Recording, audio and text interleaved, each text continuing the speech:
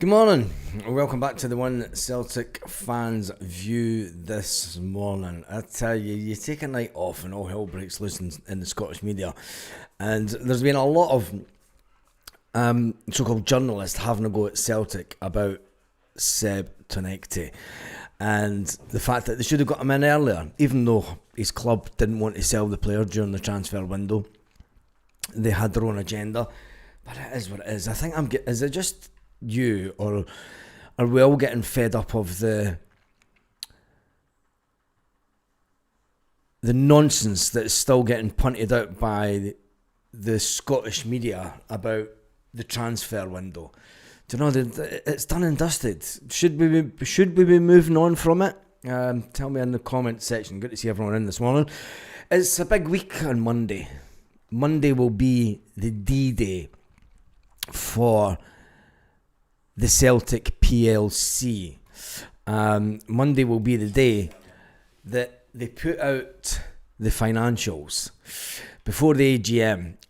It's something that Celtic do every single year, and it'll be a nice little statement from Peter Lawwell. Or will it? Will it be the last statement from Peter Lawwell? Celtic usually put their statement out this week, but due to the fact that they haven't put it out already, they put it out on a Monday normally, so suggests to me that they'll put it out next Monday. They will release it when the stock market opens. For many supporters, it'll be a chance to have a look at the books and see how rich the club is and see how profitable the club has been over the last 12 months. Oh, you can't make it up. Just when they think that they're getting off with a little bit of the demonstration type of stuff, banners and protests and disharmony within the support against the board. The statement, when it comes out this coming Monday, I think it'll be the Monday. They'll never put it out on a Friday, and I always put it out at the beginning of the week at the stock market. So if it has an effect on the shares, it's got a week to then rectify itself, rather than the share price taking a dip at the weekend. But over the last few years, CelticShare.com put out a lot of things going all the way back to 2020.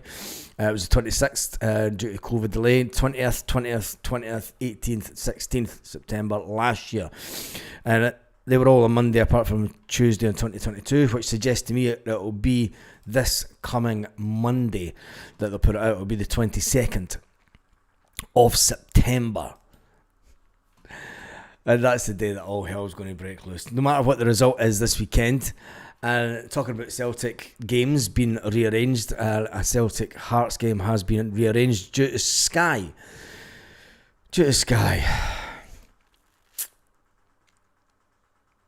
I mean, it's always the case that when you're in the Europa and you go to Thursday night football,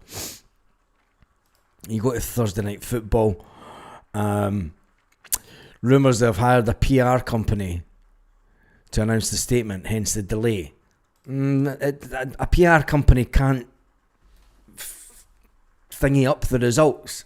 You know, a PR company, what's they going to do? It has to be a statement from the chairman of the company. And it tells you exactly what the financials are, what's happened over the last year, and then there's a statement. Do you know, if they're bringing a PR company to spin the content, they have to watch what they're doing, because it's a legal document. It's a legal requirement, this statement by Companies House. It's not just a statement that they put out. It is a legal requirement. So I can't see that a PR company would have any kind of impact. It may be a case of rewording the statement at the end. You get a paragraph at the end, a statement by the chairman. The rest of the document is a legally binding document that has to go out, and it tells the exact truth about what is going on within the financials of the company. So there can only be the one little paragraph at the end that a PR company could try and change, and all it is the statement by Peter Lawwell himself.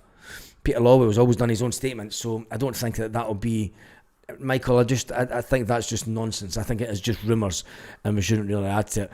when you look at the dates, the delay is it goes out on a Monday. They missed it this week. It was early. It would have been, if it went out this Monday, it would have been earlier than normal. It would have been way earlier than normal. It would have been the 15th, and it's never went out that far. So that's why I reckon it's went to the 22nd. That's just my guess. What do I know? Anyway, Monty says he's going wild swimming in Aberdare Beach tonight.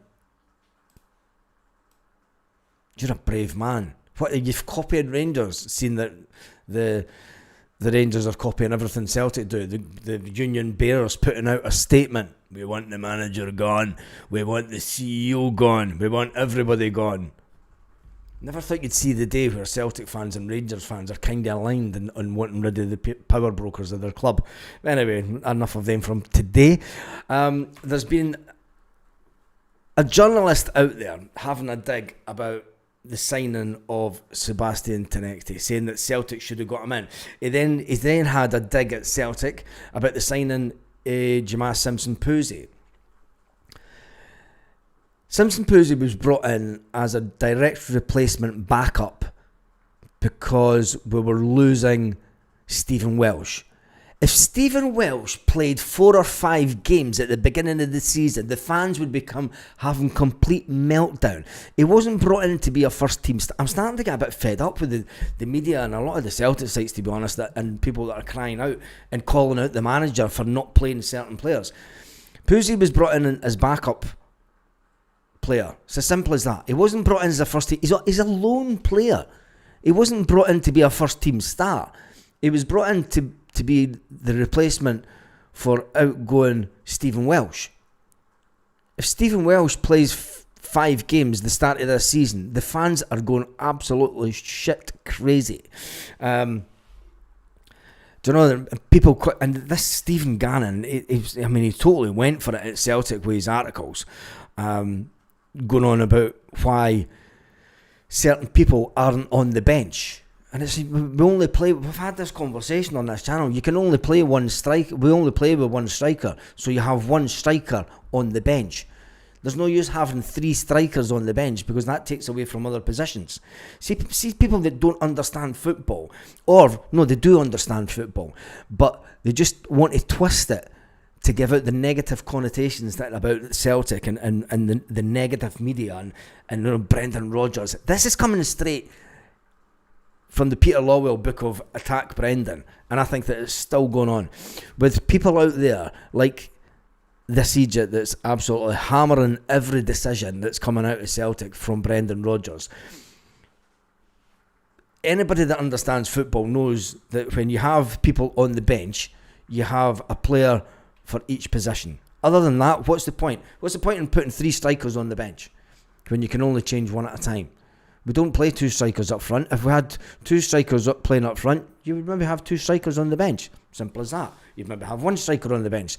Do you know, there's never been a time that we've been so empowered with strikers at Celtic. You can see the funny side of it. But anyway, are Sky and the SFA slowly killing the game in Scotland? I think they are. The SFA this weekend have decided, in their absolute craziness, to not play and not have any VAR for some of the games, which I think is absolutely crazy. Now, Celtic is one of the games where there'll be no VAR this weekend, as is the Kilmarnock game. Rangers do have VAR, and if they get a decision that goes against them this weekend, it's absolutely bonkers. If you want the game to be at the highest level, you have to spend a good amount of money on VAR. Do you know, this is why Scottish referees never get any European games. Because they're playing with a cheap version of VAR. They're playing with a kid-on version of VAR. And they're not very good. And if they want Scottish football to get better, why only have 2 games with VAR this weekend and 2 games without? The fact that the Partick Thistle Celtic game has no VAR It is Kevin Clancy as referee. And the Rangers Hibernian game has VAR, and seemingly they're going to protest and boycott and not go into the game. I wonder where they got that idea from. I mean, the Union Bears did start after Celtic. They did start a year after Celtic. The Green Brigade were 2006. The Union Bears were 2007. They do like to play catch-up, don't they? I mean, they died chasing the dream of trying to win in the Champions League, but they never ultimately did that. So, as well, Celtic do everything first. They will have VAR. We won't. Aberdeen versus Motherwell. They will have VAR. And the Kilmarnock St Mirren won't have VAR. Yeah, Kevin Clancy's our referee. You can't make it up. I mean, it is something has to happen. I mean, you do have full-time referees. We have one full-time VAR person in Andrew Dallas, and I think that they're just slowly but slowly killing the game. It doesn't matter what happens on the pitch. Do you know the negative press about VAR over the last week, and when you then have ex-referees saying it was a wrong decision. But if the exact same thing happens in the Champions League last night, if it happens in the Champions League tonight, if it happens in Europa, and it's a penalty all day long, do you know? So I just think that there's just a lot of people in Scottish football, and especially people from down south that are having a say on Scottish football, that never attend a game and never attended a game in their lives. You've got ex-referees down south having their say on Scottish referees. When, let's face it, do you know what I mean? It's just keep your nose out of our business and we'll keep our nose out yours. Anyway, Celtic have been blasted over the Tenexti signing by Michael Gannon, a journalist, if you can call him a journalist. I think he's an odd-end. Peter Lawwell statement this weekend. Celtic away from home this weekend. I wonder what the protest will be like. There's still nothing came out, as I'm aware of. There's nothing came out about if there's going to be any type of protest this weekend, or if it's just going to be the Green Brigade and the boys putting out banners. And I think once it gets into that little narrative, this is when it starts to sort of break down a bit. I said in the video the other day, I think there should be a bit more content towards letting other people know what exactly is going on, if anything. But anyway, we digress. Let's jump into the comment section. Pictures of big soapy suitor saying Loch Lomond monster. The penalty we've got sent, another penalty too soft, says Lanky. Lanky, if it was in the Champions League, or if it was in, it hits his arm. His arm's in an unnatural position, and that's why it was given. Do you know, his hand's in an unnatural position. I don't care if it's bounced off fucking 5 players before it gets to him. It's in an unnatural position, and as far as I'm concerned, it's a penalty. If it happens in the Champions League, if you've got your hands up like that and the ball hits you in the arm, no matter where it came from, it's a penalty. It's in the box. This is not a natural position for any player to have his arms. Can we all agree on that? Because that's the rules of the game. Never mind this. If it's hand to ball, and he's got his arm down the way, you know. Let's get back to the actual rules of the game. Anyway, we never had ex-ref pundits every week discussing Donny Pidge. When Sevigo were getting them next week for VAR. Yeah, before VAR. Yeah. When you had a certain player at Rangers who was a history taker. He was history maker and getting penalties, wasn't he? Anyway, who cares about that? What? Oh, these are all talking nonsense. If Calmac gets dropped off, if Calmac gets a goal chopped off for handball on Sunday, then it's a Stonewall. That shuts him up. Let's say the letter law. Calmac was the right decision. Yeah. Yeah. The gap between ours and the Rangers game before, that was what I was going to go into as well. The fact that the Hearts game has been changed to a 12 o'clock kickoff next month, and we play on a Sunday, but we have to travel out. Anyway, it's fucking Scottish. The Scottish football's never going to help the teams. Did you see the penalty given to Madrid last night, Baz? Nope, I was out with family last night. Out enjoying myself. Nice little restaurant on the beach, right next to the beach. It was brilliant, absolutely brilliant. I just don't care about the Champions League. It was a Scottish game, big difference. Yeah, there's a big difference. We've got a shit version of VAR, and that's my point. The referees have got a downgraded version of VAR. Let's talk about the Scottish game. I mean, it's a poor man's VAR. This is why no Scottish referees do not get to officiate in Europe, because they're not playing. They don't use the same version of VAR as what they're using in Europe. So, you could say, you can back up Scottish football all you want, but there's two people killing the Scottish game. 3.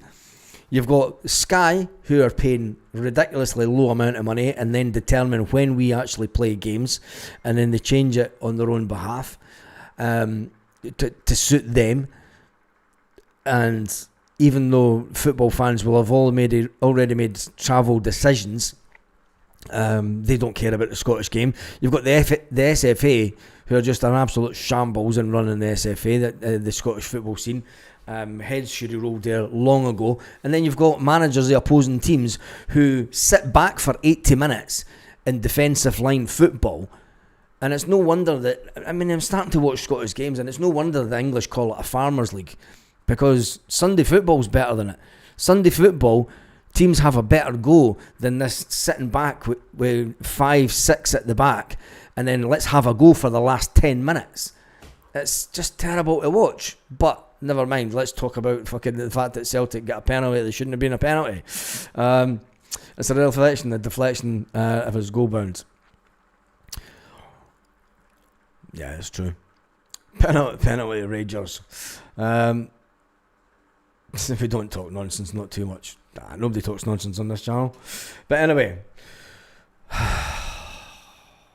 other than that, there's not a lot of Celtic news going about. I think that we get to the game this weekend. Alistair Johnston's given a fitness update. Was that a picture of him in hospital yesterday? Did I see? Or was that an old picture?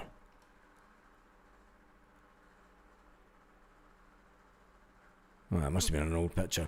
Anyway, that's me done and dusted for this morning. I am going to head back out to meet up with the family who are away back today. I will be on live tonight at 9 p.m. I know I said I was going to be live yesterday, but I went out for dinner, which was absolutely fantastic.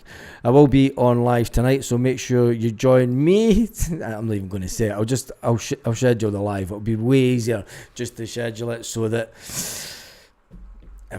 everyone knows to turn up. Anyway, on that note, have a fantastic day, Celtic fans, wherever you are all around the world.